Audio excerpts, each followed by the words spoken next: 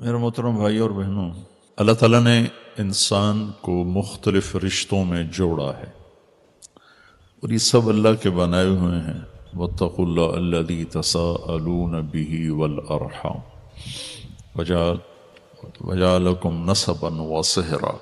یہ قرآن میں اللہ نے اشارتاً فرمایا کہ میں نے تمہیں رشتوں میں آپس میں جوڑا ہے۔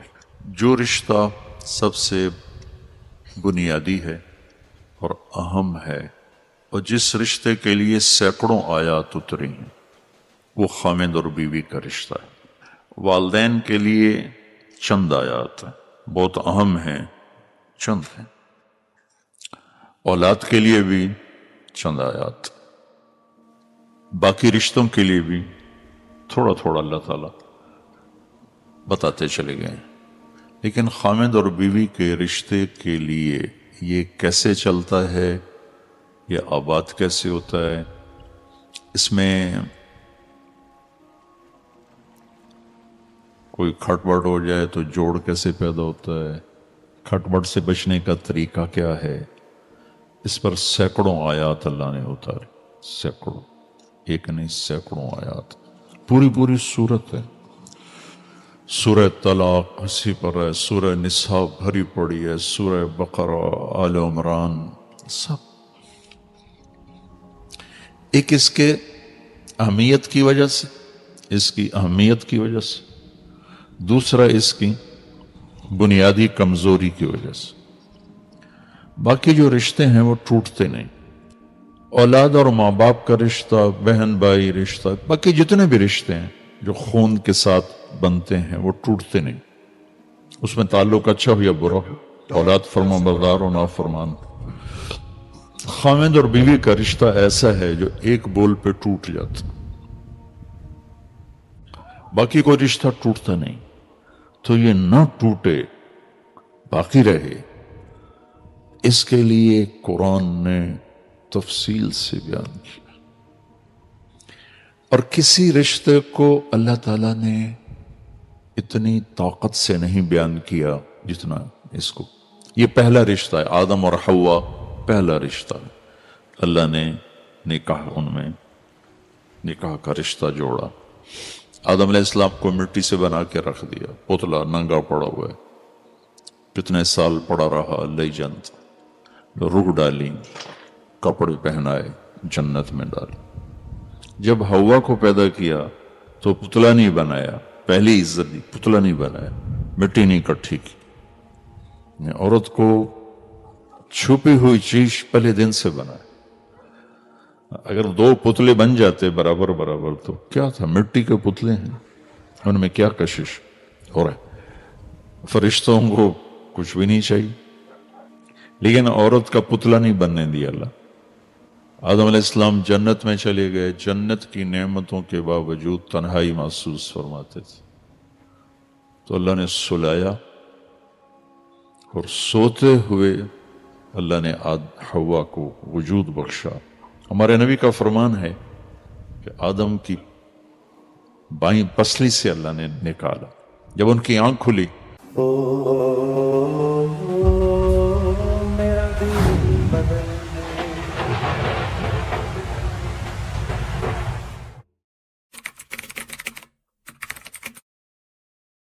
تو ایک خاتون پورے لباس میں سج دھج کے بیٹھی ہوئی تھی۔ یہ بات تو مشہور ہے، مردوں میں سب سے خوبصورت یوسف علیہ السلام۔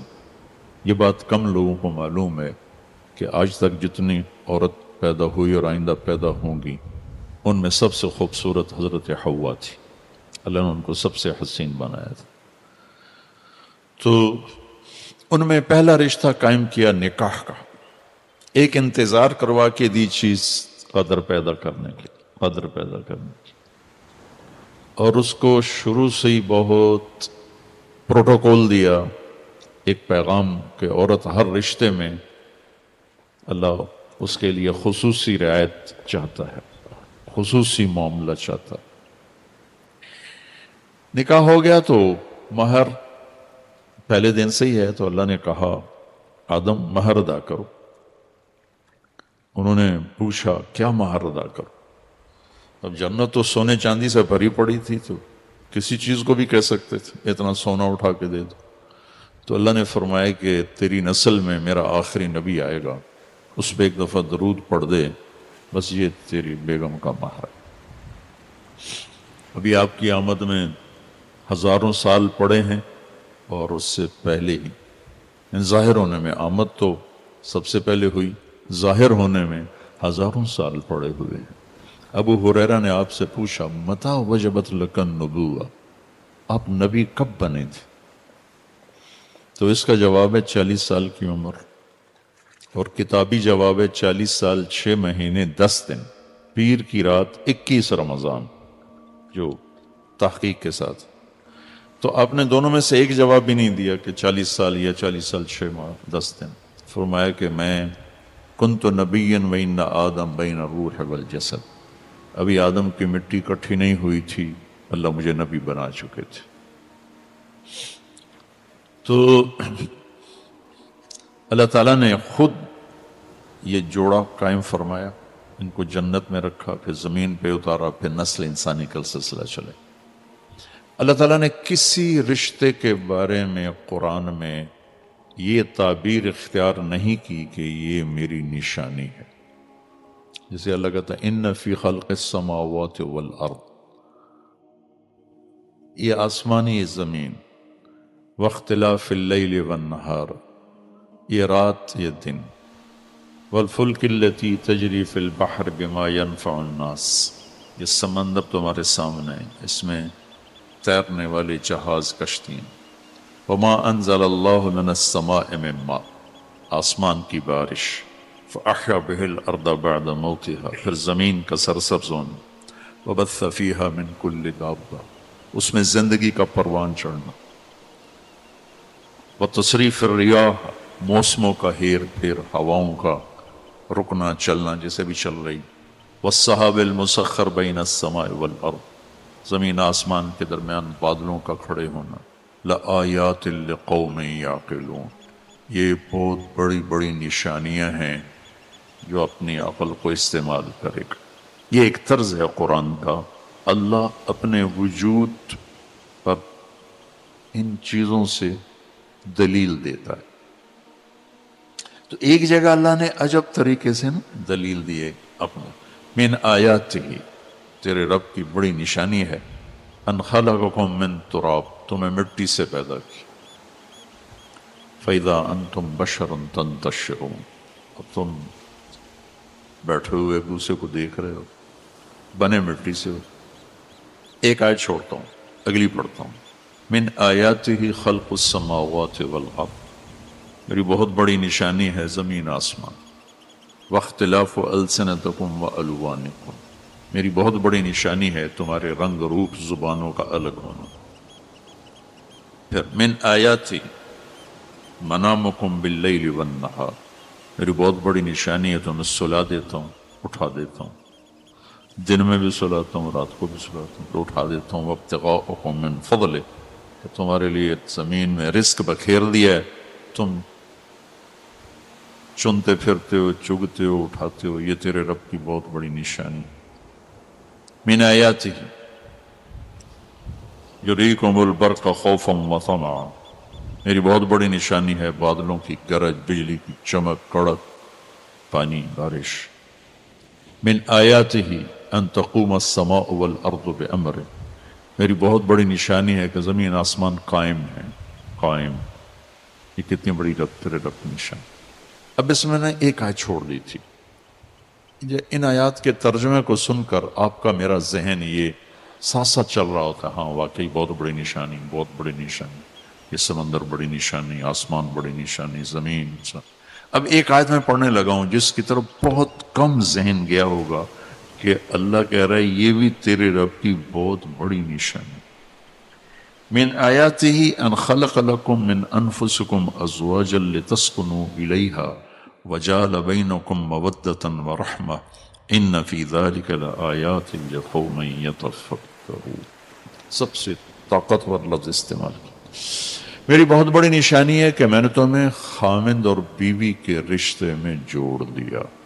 اس کو اللہ اپنی نشانی قرار دے رہا کہ میں نے تمہیں خامند اور بیوی کے رشتے میں باندھ دیا، جمع کر دیا، جوڑ دیا، اس میں سکون رکھا، اس میں محبت رکھی، اس میں ہمدردی رکھی، اس میں جو غور و فکر کرے گا تو وہ سمجھے گا کہ یہ رب کی بہت بڑی نشان۔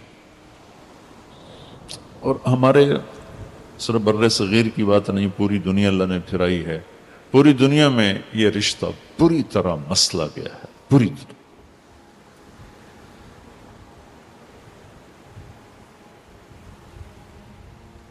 بہت زیادہ یہ رشتہ تباہ ہے، پوری دنیا کی بات کرو،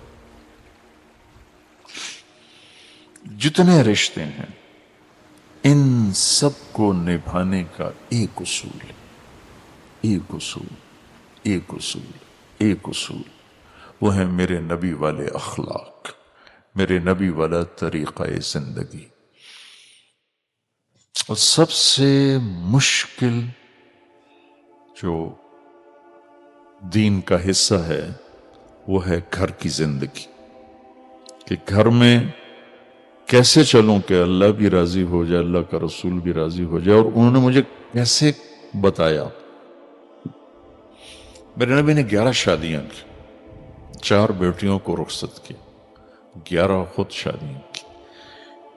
یہ آپ کو ایک حدیث سناتا ہوں، آپ نے فرمایا ما تزوجت وما زوجت الا بوحی من السماء نزل به جبریل۔ میں نے جہاں شادی کی، جہاں بیٹی کی شادی کی، پہلے آسمان سے جبریل اللہ کا امر لے کر آئے، حکم لے کر آئے، پھر میں نے وہ قدم اٹھایا۔ یہ شوق کی شادیاں نہیں تھی۔ 25 سال کا نوجوان 40 سال کی عورت سے کیوں شادی کرے گا جبکہ رشتوں کی کمی کوئی نہ ہو؟ اور حسن و جمال کا پیکر، حضرت عائشہ رضی اللہ عنہ فرماتی تھی کہ یوسف علیہ السلام کو دیکھ کر عورتوں نے ہاتھ کاٹے تھے، لیکن میرے محبوب کو دیکھتی تو دل چیر کے بیٹھ جاتا۔ اور ایک دیہاتی عورت نے آپ کا حلیہ بیان کرتے ہوئے کہا تھا رأیت رجلا ظاہر الوضاء ابلج الوجه حسن الخلق لم تعبه ثجلة سبحان ولم تزری به سعلة وسیم قسیم في عينيه دعج في أشفاره وطف في صوته صحل في لحيته كثاثة في عنقه سطع أحور أكحل أزج أقرن إن صمت فعليه الوقار إن تكلم فسماه وعلاه البهاء أحسنه وأبهاه من بعيد وأجمله وأحلاه من قريب حلو المنطق فصل لا هزر ولا نظر۔ اللہ اکبر، کیا الفاظ ہیں، کیا الفاظ۔ آپ کو شاید ترجمہ سمجھ میں نہ آیا، ردم کی طاقت تو سمجھ میں آ رہی تھی، کیسے ٹک ٹک ٹک ٹک الفاظ اس کے منہ سے نکلے ہیں، اس بی بی کے منہ سے۔ ایک بڑی دیہاتی عورت، كأن منطقه خرزات نظم يتحدرن، کہنے لگی میں نے ایک شخص دیکھا، مجھے یوں لگا جیسے 14ویں کا چاندی کپڑے پہن کے زمین پہ اتر آیا۔ یعنی میرے پاس یہ میں کتابی ترجمہ نہیں کر رہا ہوں، جو وہ اماں کہنا چاہتی تھی نا میں وہ بتا رہا ہوں۔ یوں لگا جیسے 14ویں کا چاندی کپڑے پہن کے آ گیا، چمکتا چہرہ، کشادہ پیشانی، پیٹ نہیں نکلا ہوا کہ بدصورت ہو جائے، اتنا دبلا نہیں کہ بے روب ہو جائے، حسن کا مجموعہ،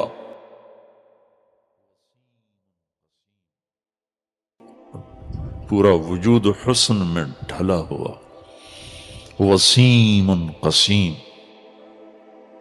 ایسا حسن کہ جتنا دیکھو دیکھنے کا شوق بڑھے۔ وسیم اسے کہتے ہیں جس کو جتنا دیکھو شوق بڑھ جائے۔ یہ دنیا میں صرف ایک، صرف اوپر اللہ ایک، اور نیچے اللہ کا نبی. وسیم کوئی نہیں آیا، حسین تو بہت ہے، وسیم کوئی نہیں آیا کہ جتنا دیکھوں دیکھنے کا شوق بڑھ جائے. قسیم، قسیم کہتے ہیں جدھر سے دیکھو خوبصورتی اس کی غلام نظر آئے. قسامہ، انگلیاں، جوڑ، ناخن، انگوٹھا، ہتھیلی، بازو، کونیاں، سینہ، چھاتی، ہر شے، جسم کا ہر عضو حسن ہاتھ جوڑ کے کھڑا ہوا ہے. قسیم. فی عینیہ دعج، آنکھ موٹی خوبصورت. میرے نبی کی آنکھوں کے بارے میں الفاظ: ادعج، اشکل، احور، اکحل، اہدب، انجل، ابرج. 7 الفاظ ہیں. اور 7 الفاظ کا ایک خلاصہ ہے کہ ایسی آنکھ کائنات میں اللہ نے کسی کی نہیں بنائی. ایسی خوبصورت آنکھ اللہ نے کسی کی نہیں بنائی. سبحان اللہ. حسین آنکھ، پلکیں لمبی دراز، آواز میں کشش، آواز میں ایک نغمہ، آواز میں ایک گرفت کہ دل کو پکڑ لے آدمی. داڑھی بڑی خوبصورت گھنی، گردن سراہی دار، خاموش ہیں تو وقار کا پیکر ہیں، بولتے ہیں تو نور ہی نور بکھیر دیتے ہیں اور نور چھا جاتا ہے. اور زبان سے نکلنے والے جملے ایسے ہیں جیسے موتی پروئے ہوئے نکل رہے ہیں. اور ہمیں اتنی خوبصورت ہیں جیسے آنکھوں کے اوپر کسی نے کمان رکھ دی ہو، یوں کر کے. حسین، چمکتی، سرمگی آنکھ ہے. یہ اگلا کافی سارا میں نے چھوڑ دیا ہے، تھوڑا سا میں نے آپ کو بتا دیا ہے. اس حسین نوجوان کو 40 سال کی عورت سے شادی کی کیا ضرورت ہے؟ ایک منگنی ٹوٹی ورقہ بن نوفل کے ساتھ. ابو حالہ سے نکاح ہوا، ایک بیٹا ایک بیٹی، ہند اور حالہ. انتقال ہو گیا، بیوہ ہو گئے. دوسری شادی ابن عابد کے ساتھ، ایک بیٹا ہوا، خاوند کا انتقال ہو گیا. 40 برس عمر گزر گئی، جوانی 40 برس میں ڈھل جاتی ہے.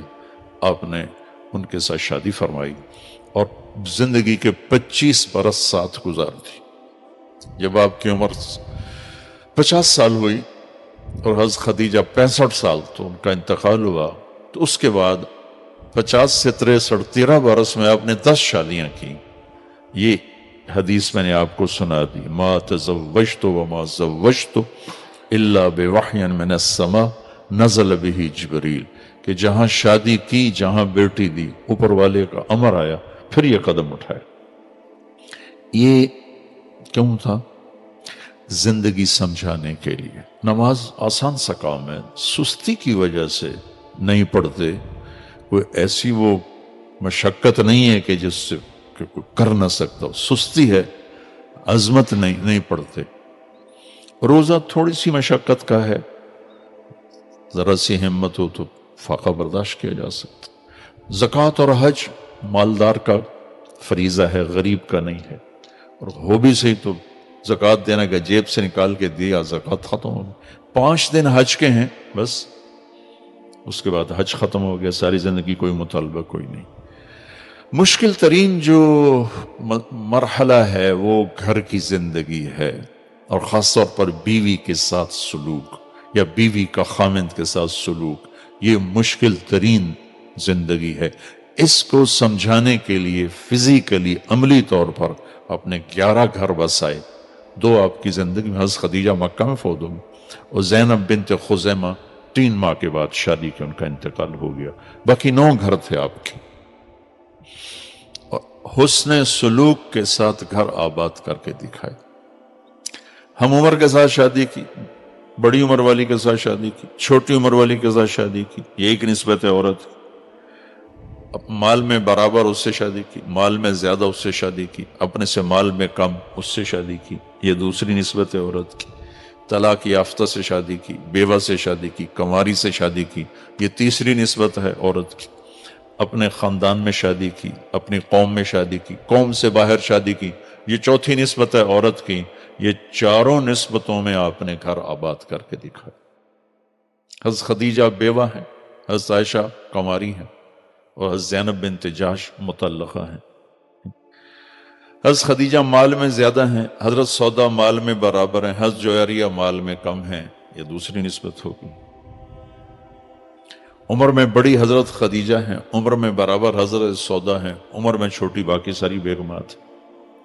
اپنے خاندان میں ام حبیبہ، خدیجہ، ام سلمہ، حفظہ، یہ ساری اپنے خاندان میں شادی، قریش میں شادی کی، قریش سے باہر شادی کی، پھر قوم سے بھی باہر شادی، عرب سے باہر شادی کی۔ حضرت صفیہ یہودی خاندان سے، بنو قریظہ۔ تو جتنی نسبتیں عورت کی بن سکتی ہیں، ہر نسبت میں شادی کر کے زندگی گزار کے ہمیں طریقہ سکھایا ہے۔ بھائیو، میں آپ سے عرض کروں گا، اپنے نبی کی زندگی پڑھو اور قرآن پڑھو اللہ کے واسطے۔ ہم بہت دور ہیں اللہ کی کتاب سے، اور بہت دور ہیں اپنے نبی کی زندگی سے۔ خود پڑھو، میں تو ہر بیان میں کہتا ہوں خود پڑھو، آپ کو پتہ چلے گا زندگی گزارنی کیسے۔ تو نبی والے اخلاق ایک ایسا سرمایہ ہے جس سے ہر رشتہ خوشگوار ہو جاتا ہے، ہر رشتہ خوبصورت ہو جاتا ہے۔ اللہ کی قسم، رشتوں کی خوبصورتی ایسے گھر سے نہیں ہے، اور وہ کیمڑی کے جھونپڑوں کے ساتھ نہیں ہے۔ جہاں میرے نبی والے اخلاق ہوں گے، وہ گھر 24 گھنٹے ایسے ہی چمکے گا جیسے ابھی۔ اور جس گھر میں نبی والے اخلاق نہیں ہیں، وہ گھر تاریک اندھیری رات ہے، چاہے دن کے 12 ہو چاہے رات کے 12۔ جہاں زبان کا استعمال ٹھیک نہیں، جہاں دل کے جذبات ٹھیک نہیں، جہاں زبان خنجر کی طرح چلتی ہے اور طنز کے زہریلے ٹیکے لگاتی ہے، وہاں کوئی رشتہ سلامت نہیں رہتا۔ میاں بیوی کا رشتہ تو برابر کا ہوتا ہے، اور ماں باپ اور اولاد کا رشتہ بہت فرق ہوتا ہے۔ ماں باپ عظمت کی بلندی پر ہیں، اولاد بہت نیچے ہے، اور اللہ کا بہت بڑا مطالبہ ہے، لا تقل لهما اف ولا تنهرهما وقل لهما قولا کریم واخفض لهما جناح الذل من الرحمہ۔ ایسی طاقتور تعبیر ہے قرآن کی والدین کے حقوق کے بارے میں۔ لیکن یہاں بھی اگر طنز ہوگا تو رشتہ پھیکا پڑ جائے۔ ہمارے اپنے خاندان میں میں نے ایک بچے سے کہا، آپ اپنی ماں سے اتنا دور دور کیوں رہتے ہیں؟ آپ کی ماں تو بہت نیک ہیں، مصلی سے نہیں اٹھتی ہیں، تہجد گزار ہیں، شب بیدار ہیں، بہت نیک ہیں، تو آپ کیوں دور دور رہتے ہیں اپنی ماں سے؟ کہا وہ تانے بہت دیتی ہیں اس لیے پھر دل نہیں کرتا۔ تانے بہت دیتی ماں، جس کا اللہ نے اتنا حق رکھا ہے کہ میرے نبی نے فرمایا اگر میری ماں ہوتی زندہ اور میں عشاء کی نماز کے مصلی پہ کھڑا ہوتا اور سورۃ فاتحہ پڑھ رہا ہوتا اور ادھر سے میری ماں مجھے بلاتی تو میں ماں کے لیے نماز توڑ دیتا۔ اتنا بڑا حق رکھا۔ ایک شخص نے اپنی ماں کو کندھے پہ بٹھا کے سارا حج کروایا، اس کے لیے سواری بن کے، بہت مشقت کا کام، مینا سے جاتے جاتے عرفہ پیدل، نوجوانوں کے پسینے چھوٹ جاتے ہیں تو وہ کندھے پہ بٹھا کے لے جا رہا ہے، لا رہا ہے۔ تو طواف زیارت کے بعد حضرت عبداللہ بن عمر نظر پڑ گئے، وہاں کھڑے تھے، کہنے لگے جی میں نے ماں کو کندھے پہ بٹھایا، وہ سارا حج کرایا، میں نے ماں کا حق ادا کر دیا۔ تو انہوں نے فرمایا کہ تیری ماں نے تجھے پالتے ہوئے بچپن میں جو تھک تھک کے لمبے لمبے سانس لیے تھے نا، اس میں سے ابھی ایک سانس کا بھی حق ادا نہیں، اتنا حق رکھا ہوا۔ لیکن جب زبان سخت ہوئی تو اولاد کیا کہہ رہی؟ تانے دیتی ہیں اس لیے بیٹھنے کو جی نہیں چاہتا۔ وہ خامد اور بیوی کا رشتہ تو برابری کا ہوتا ہے، اگر یہاں طنز چل گئے، تانے چل گئے تو یہ پھیکا پڑ جائے گا، ٹوٹ جائے گا۔ صرف میرے نبی والے اخلاق ایک ایسی دولت ہے جس سے آپ ہر رشتے کو خوبصورت بنا سکتے۔ اور عجب حدیث سنو، سب سے پہلے جو عمل تولا جائے گا، سب سے پہلے وہ مولانا صاحب کا علم نہیں تلے گا، تبلیغ نہیں تلے گی، وہ سب سے پہلے بیوی سے سلوک تولا جائے گا۔ پہلا عمل جو تول میں ترازو میں رکھا جائے گا وہ بیوی سے سلوک رکھا جائے گا۔ کیا سلوک تھا؟ یہ اتنا اہم رشتہ ہے، اس کی اتنی بنیاد، اور بیوی کی طرف سے اس کا جو خامن سے سلوک ہے وہ رکھا جائے گا۔ تو اس رشتے کو ہمارے جوائنٹ فیملی سسٹم نے بہت خراب کیا۔ پہلے تھوڑی تہذیب تھی، ثقافت تھی، ہر ایک کو اپنی حدود کا پتہ تھا، تو یہ بڑا خوبصورت نظام زندگی تھا۔ لیکن اب دین کی سمجھ ختم ہو گئی تو یہ جوائنٹ فیملی سسٹم ایک عذاب بن گیا ہے کہ ایک دوسرے کی زندگی میں اتنا داخل ہو جاتے ہیں کہ اپنی وجہ سے دوسروں کی زندگی خراب کر دیتے۔ جیسے ہم روڈ پہ کرتے ہیں نا، تھوڑی سی کہیں گاڑی آڑ پھنس ہوئی تو یہ کدھر سے لے آتا ہے، کدھر سے لے آتا ہے، کدھر سے لے آتا ہے، سارے سنگ ملاتے کھلو جاندے ہیں، پورا کراچی بند۔ وہ بے وقوفو لائنے ٹپ جاؤ، ساری ٹپ جاؤ، کوئی دعا جاندہ، کوئی دعا جاندہ، کوئی دعا جاندہ ہے، کتوتے پاؤں پاؤں کیتی جاندے ہیں۔ جو ہم سڑکوں پہ کر رہے ہیں نا وہی ہم گھروں میں کر رہے ہیں، سینگ پھنسا رہے ہیں۔ اپنی حد باؤنڈری نہیں دیکھتے کہ میری باؤنڈری کہاں ہے۔ اللہ تعالیٰ نے ہر انسان کو ایک ملک بنایا اور ہر ملک میں جانے کے لیے ویزا چاہیے، ویزے کے بغیر آپ انٹر نہیں ہو سکتے۔ وہ اتنے سے بچے سے لے کر 80 سال کے بوڑھے تک پورا ایک جہان ہے، پورا ایک ملک ہے، اور پوری دنیا کے انسانوں کے لیے ان کی حکومت میں، ان کی حدود میں انٹر ہونے کے لیے ویزا چاہیے، اور وہ ویزا محبت ہے۔ اب محبت تو دل خرید لو۔ تو چونکہ ہمارے یہ معاشرت والی زندگی سیکھتے نہیں، سکھاتے نہیں، وہ بچہ جوان ہو گیا، کامران نے کہا بیٹا میرا جوان ہو گیا چلو شادی کرو، یہی کچھ ہم کرتے ہیں، بیٹی جوان ہو گئی شادی کرو، بیٹا جوان ہو گیا شادی کرو۔ زندگی سمجھانا ہے کہ بیٹا تو کسی کی عزت کو لے کے آ رہا، اب تجھے کیسے چلنا ہے، کون ماں باپ یہ بتاتا؟ صرف اتنا دیکھتے ہیں کاروبار سنبھال لیا یا تعلیم مکمل کر لی، یا ہمارے ہاں کے دستور ہیں کیا کرتا ہے۔ ہر ماحول میں کیا کا مفہوم الگ ہے۔ پڑھے لکھے طبقوں میں کہتے ہیں کیا جاب ہے، کیا تعلیم ہے۔ کامران جیسے طبقوں میں کہتے ہیں کیا کاروبار ہے، کتنا کاروبار ہے، گھر کہاں پر ہے، ٹھیک ہے۔ اور زمینداروں میں کہتے ہیں زمین کتنی ہے، زمین کتنی ہے۔ بندے دا پتر یا کھوتے دا اینو چھڑو پر، بس یہ دسو زمین کتنی ہے، کاروبار کی ہے، تعلیم کی ہے، سٹیٹس کی ہے، گریڈ کی ہے، رینک کی ہے۔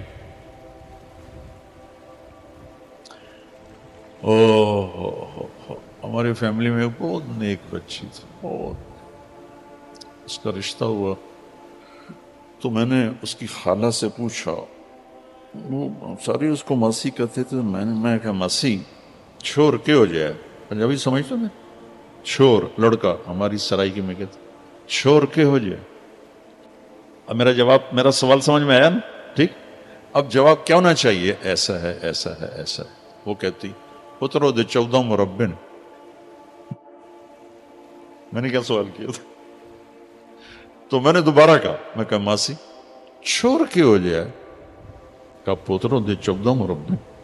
یہ میرا ماحول ہے، یہ میرے ماحول میں یہ پوچھا جاتا ہے زمین کتنی، کامران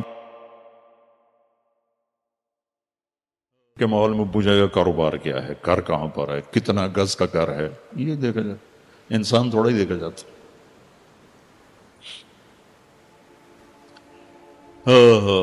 میں نے تیسری دفعہ پوچھا، میں کہا ماسی میں تیرے کو پوچھی جانا چھوڑ کے ہو جائے کہ پوتر تین 10 سے تے 14 مربع اور کی 10۔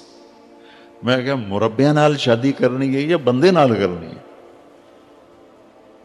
تو والدین بہت بڑی کوتاہی کا شکار ہیں کہ وہ اولاد کو یہ درس دیتے ہی نہیں۔ ہمارا معافی کے ساتھ ہمارا سسرالی معاشرہ بہت ظالم ہے، میں سب کی بات نہیں کرتا ہوں، لیکن 100 میں 99 بھی کہوں تو جھوٹ نہیں ہے، ہمارا سسرالی معاشرہ بہت شدید ہے، بہت سخت ہے، وہ چاہے نیک لوگ کہلاتے ہوں یا وہ دنیا دار کہلاتے ہوں، دیندار کہلاتے ہوں، سسرالی معاشرہ بہت سخت ہے۔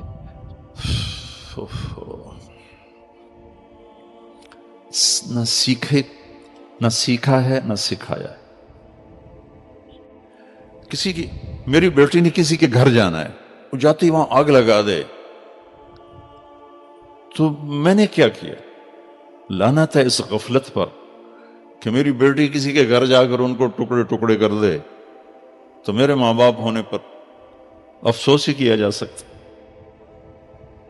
میں کسی کی، میرا بیٹا کسی کی بیٹی کی کہ دل کو چیر کے رکھ دے اور تار تار کر کے رکھ دے، تو افسوس ہے اس باپ پر جس نے اتنا بھی نہ سکھایا اپنے بیٹے کو کہ کسی کی عزت کو کیسے لے کے چلنا۔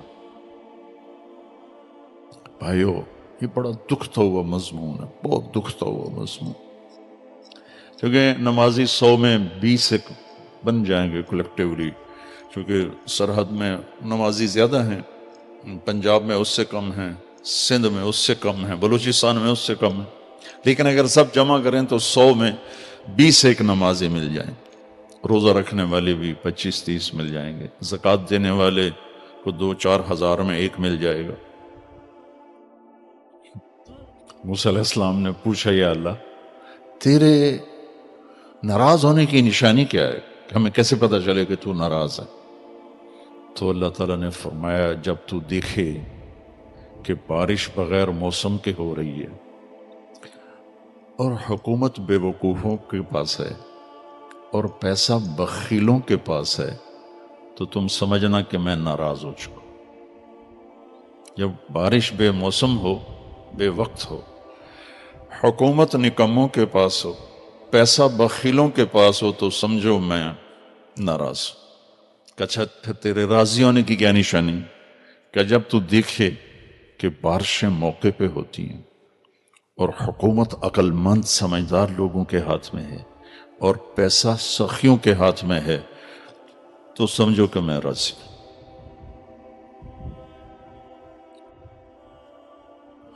تو 100 میں نمازی 10 15 20 30، بلکہ میں موریتانیہ گیا، قریب سا ملک ہے، 100% نمازی ہیں وہاں، زکوٰۃ دینے والے بھی مل جائیں گے، حج کرنے والے ماشاءاللہ حرم بھرا پڑا ہوتا ہے، عمرہ کرنے والے حرم بھرا پڑا ہوتا ہے، لیکن اخلاق والے ڈھونڈنے نکلو گے تو 1 لاکھ میں ایک بھی نہیں ملے گا۔ 1 لاکھ عورتیں اکٹھی کر لو، 1 لاکھ مرد اکٹھے کر لو، ان میں ایک مل جائے تو مجھے سزا دینا۔ اتنا قحط ہے اس کا، جیسے صحرا ہے، لک و دک صحرا، اس میں سب بس جیسے کہتے ہیں اس تالاب میں سب ننگے ہیں۔ تو اس بد اخلاقی کے حوض میں میرا پورا دیس نہیں، پوری امت مسلمہ اس وقت اس بد اخلاقی کا شکار۔ جس نبی نے بیٹی کے قاتلوں کو معاف کیا، جس نبی نے 21 برس قتل کے منصوبے بنانے والوں کو ایک جملے میں معاف کیا، مکے والے جاؤ معاف کیا،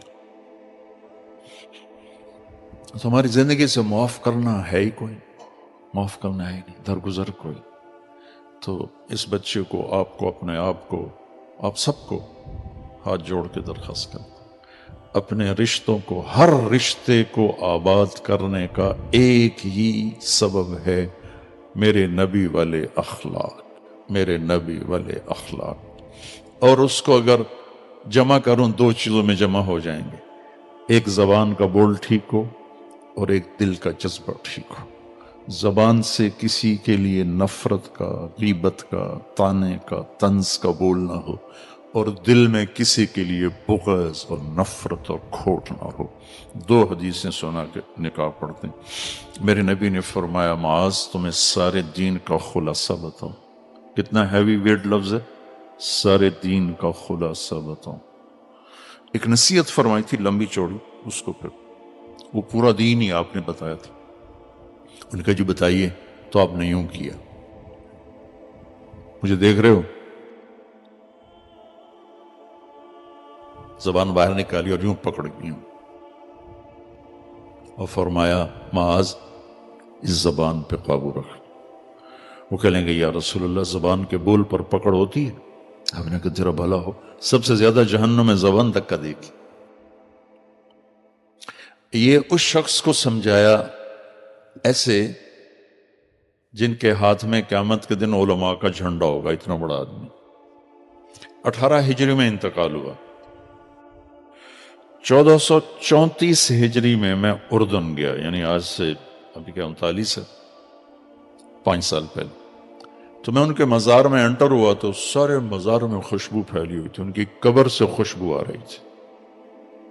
1400 سال سے اوپر گزر چکا ہے، ان کو قبر میں گئے ہوئے اور قبر سے خوشبو آ رہی تھی، پورے کمرے میں مہک، مزار پورے میں. اور ان کو یوں کر کے سمجھایا کہ اس زبان پہ قابو رکھ، اس زبان پہ قابو رکھ. اللہ کی قسم اس میں اتنا زہر ہے کہ ساری دنیا کے کالے سانپوں کا زہر اکٹھا کروں تو وہ اتنا شدید نہیں جتنا اس کے اندر کا زہر شدید ہے. اور پوری دنیا کے شہد کے ذخیرے اکٹھے کروں تو اللہ کی قسم ان میں اتنی مٹھاس نہیں جتنی اس زبان میں مٹھاس. بس اپنے بول کو پازیٹیو کرنا بنا لے، بیوی کے لیے، بیوی خامند کے لیے، ماں باپ اولاد کے لیے، اولاد ماں باپ کے لیے، بھائی بہن ایک دوسرے کے لیے، مالک نوکر کے لیے، نوکر مالک کے لیے، بڑا چھوٹے کے لیے، چھوٹا بڑے کے لیے. زبان کا بول خوبصورت بنا لیں، واللہ آپ سے جانور بھی پیار کریں گے. انسان تو انسان، جانور بھی پیار کریں. اور ایک اور حدیث سناتا ہوں. میرے نبی نے کہا، میرے بیٹے انس، میری ایک بہت بڑی سنت، یہ بہت بڑی کا لفظ مجھے اسی ایک حدیث میں ملا ہے، اور بھی کہیں ہوگا مجھے یاد نہیں، اس لیے میں دعویٰ نہیں کرتا ہوں، غالباً کہتا ہوں کہ میرے بیٹے انس میری ایک بہت بڑی سنت ہے. یہ داڑھی بھی سنت، یہ پگڑی بھی سنت، سفید لباس بھی سنت، سیدھے ہاتھ سے کھانا بھی سنت، مسواک کرنا بھی سنت ہے، شادی بھی سنت ہے، زندگی بھری پڑی سنتوں سے. لیکن یوں کہنا میری بہت بڑی سنت، یہ یہیں یاد پڑتا ہے. پھر فرمایا کہ اگر تو نے اس پہ عمل کیا نا تو جنت میں میرا ساتھی ہو جائے گا. جنت کا مل جانا بھی بہت بڑی بات ہے، لیکن جنت میں اللہ کے نبی کا ساتھ اور پڑوس ملنا یہ جنت سے بھی بڑی بات ہے. تو فرمایا کہ وہ یہ ہے ان استطاعت. ان استطاعت میں ایک اشارہ ہے کہ مشکل بتا رہا ہوں، آسان نہیں، مشکل بتا رہا ہوں. ان تصبح و تمسی، اس میں اشارہ ہے کہ جو بتانے جا رہا ہوں یہ ساری زندگی کرنا پڑے گا، صرف ایک دفعہ کا نہیں. جیسے ایک دفعہ داڑھی رکھ لی بس، یہ ساری زندگی کرنا پڑے گا، ساری زندگی، اور زور لگا کے کرنا پڑے گا، آسانی سے نہیں ہوگا. کیا ہے یا رسول اللہ؟ وَلَيْسَ فِي قَلْبِكَ غِشٌّ لِأَحَدٍ فَافْعَلْ. اللہ، واہ یا رسول اللہ، رحمت للعالمین ہونے کا کیا ثبوت دے رہے ہیں، واہ یا رسول اللہ. آپ نے فرمایا میرے بیٹے اس دل میں دنیا کے کسی انسان کے بارے میں نفرت نہ پالنا، کھوٹ نہ پالنا، بغض نہ پالنا، حقارت نہ پالنا. اس دل کو پوری دنیا کے انسانوں سے صاف رکھنا.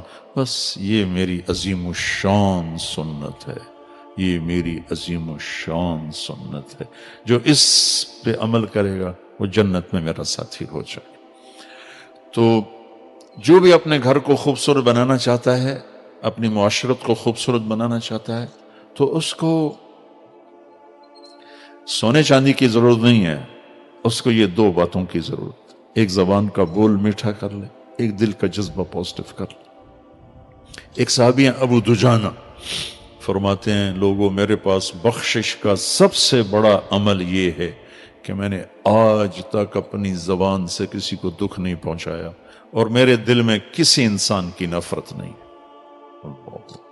بھائیو یہ وہ نسخہ ہے، میں کر لوں آپ کر لیں، ہمارے گھر آباد ہو جائیں گے، ہماری دنیا بھی بن جائے گی، ہماری آخرت بھی بن جائے گی. نیا گھر بھی آباد ہو جائے گا، پرانے گھر بھی آباد ہو جائیں گے. انسان کو سب سے زیادہ جو چیز جھکاتی ہے دیکھو نا، ہم لوگ اگر لوگ میری مان کے چلیں، لوگوں پر میرا روب چلے، تم جھک جاؤ، وہ سب تمہاری مان کے چلیں، تو وہ میرے نبی والے اخلاق ہیں، وہ میرے نبی والے اخلاق ہیں، وہ میرے نبی والے اخلاق ہیں۔ یہ تبلیغ اس کو سیکھنے کی ایک خوبصورت محنت ہے۔ اللہ